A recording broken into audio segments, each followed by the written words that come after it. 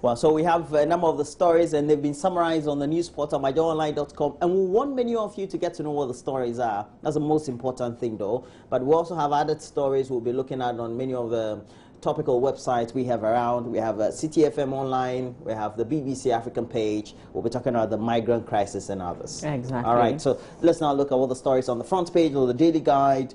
Oh, the Daily Graphic. It said we won't pay more tariffs according to the TUC, and the TUC is warning the Public Utility Regulatory Commission, the PRC, that it would not accept any more astronomical increases in utility tariffs. And we're told some huge percentage increment in tariffs. And I know Mamavi will be.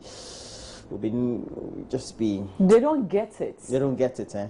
They don't seem to empathize. It's not. I don't know. Is it empathy we're looking for? Somebody owes you. The person has not paid. Collect those monies instead of charge us extra. It doesn't make sense, and we're not even getting the utilities the way that we should be getting. Yeah. It's not consistent. Yeah, improve the service, and then you can ask us to pay more because you have challenges. Precisely. And make sure you collect monies owed you. Precisely. And the next story is an ever called for a new voters register in Togo. President John Dramani Mahama was addressing party faithful. Was he in at Kofodia, right, the Jackson Park? He said he never called for a new voters register for the elections in Togo. And MPP can't disappoint Ghanaians. And Danko Akufo-Addo also, after his Rise and Build tour, apparently was somewhere in the Netherlands over the weekend.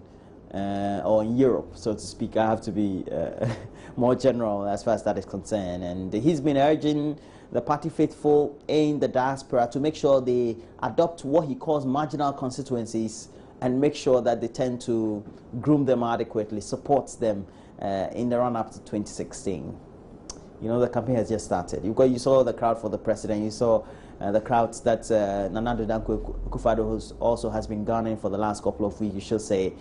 The campaigning has just started in earnest. So on the front page of the Daily Guide, we have NDC blows $10 million on presidential diaries. And apparently the 2016 presidential candidate of the MPP, Nana Addo Dankwa Akufo-Addo, says he's shocked by the sheer profligate spending by the John Dramani Mahama NDC administration, which doled out $10 million to print presidential diaries for the upcoming year.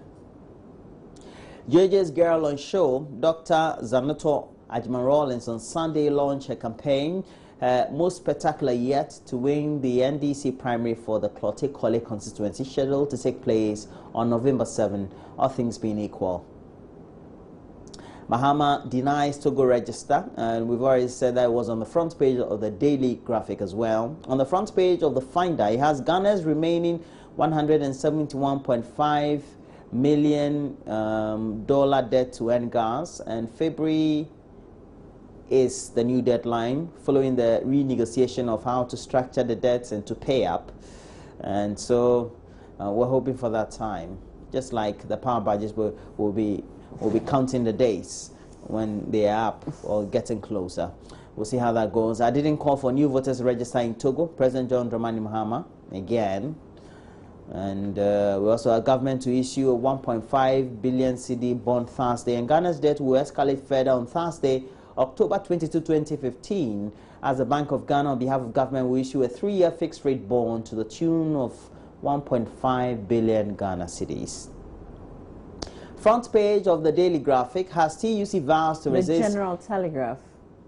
Front page, what did I say? The Daily Graphic. Okay. Front page of the General Telegraph has the front page story. TUC vows to resist increases in utility tariffs. And the TUC has vowed to resist attempts by the utility companies through the PRC, including the Volta River Authority, to obtain tariff increment at a time of poor utility services being provided by the utility companies. And the TMA and Electoral Commission in fierce standoff. And apparently, assembly members of the Tema Metropolitan Assembly, the TMA, on Friday, had a standoff with the Metropolitan Electoral Officer Watson Tizo Apentri over the placement of a voting screen.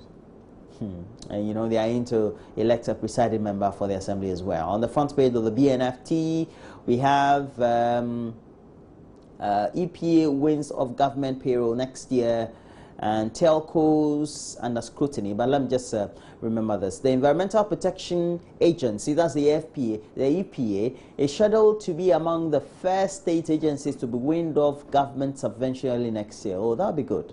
And all these part of efforts to cut the state's wage bill and address the current account deficit gathering momentum currently. And this all being the intelligence being gathered by the BNFT, that's the Business and Financial Times. On the minds of many of us will be whether once they're weaned off, they can pay their own electricity bills. Because many of the times, and currently we're told that the ECG says that the MDAs and MMDAs, they owe them close to 500 million. Is it Ghana cedis or dollars? It depends on which of the calculations and the literature you tend to read. We have telco taxes under scrutiny. And the chairman of the Parliamentary Select Committee, Albert Adongo, or Abongo, who is a member of parliament for Bongo, says safeguarding the role played by communication technology service provider Suba Info Solutions in monitoring revenue due government from mobile telecom operators is crucial to national development. And he was saying this during a tour of many of the data centers of the mobile service telcos over before the beginning of the weekend. That was on Friday. And Sugar Factory, 70% complete, and we know the sugar factory is located in Komenda, and it's about 70% complete. Business Day newspaper has on the front page, TUC rejects 100% increment in utility tariffs and pharmaceutical companies in trouble. And Ghana's plan to meet demand for pharmaceutical products through local production could face a major challenge as local firms encounter low production due to the lack of capital injection in the industry. Interesting. All right, that's it for the newspaper headlines. Let me take you back to myjoyonline.com. Let's see some stories of interest, a bit of it in detail for you. NDC chairman fights for life after stab wounds. And the story says that chairman for the NDC in the Ahafwano constituency of the Ashanti region, Samuel Awuni, is fighting for his life in hospital after stab wounds to his head and face. Reports indicate he was stabbed twice in the head and beneath his eye by constituency treasurer Adams Al-Hassan. The incident happened shortly after a meeting of constituency officials with President John Mahama in Kumasi on Sunday, party sources tell Joy News. It is not yet clear what instigated the attack. However, constituency vice chairman Abdul Karim told Joy News this morning Samuel Awuni is responding to treatment, but his situation remains critical. Meanwhile, the alleged attacker Adams Al-Hassan has been granted bail by police. So this is a developing story. More of it here on the Joy News channel. Let's move over to cityfm.com. Let's check out this story. Over 17,000 students failed to gain admission into Legon, we're told. A total of 17,524 prospective students could not gain admission into the University of Ghana this year. According to the Vice Chancellor, Professor Ernest Aite, the university received a total of 35,630 applications, but was only able to admit 18,106.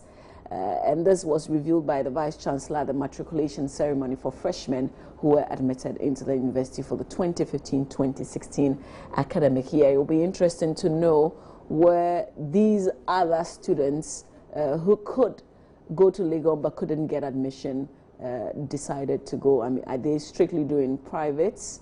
And you know the private definitely cost a lot more. Let's go over to the BBC. We're checking out the Africa page. Egypt votes to elect new parliament. People vote in Egypt in the first round of long-delayed elections to choose a new parliament, with most candidates supporters of President Sisi. And details of this that I was listening to on the BBC radio, that public servants would work half day today so that they can be able to go and cast their votes. But in Guinea, their leader has won a second term. So Guinea's President Alpha Conde's has been declared the winner of last Sunday's election despite allegations of fraud by the opposition. We'll check out the world page here. There's this issue which is also very much developing. Migrant crisis, tensions rise as Balkan path blocked.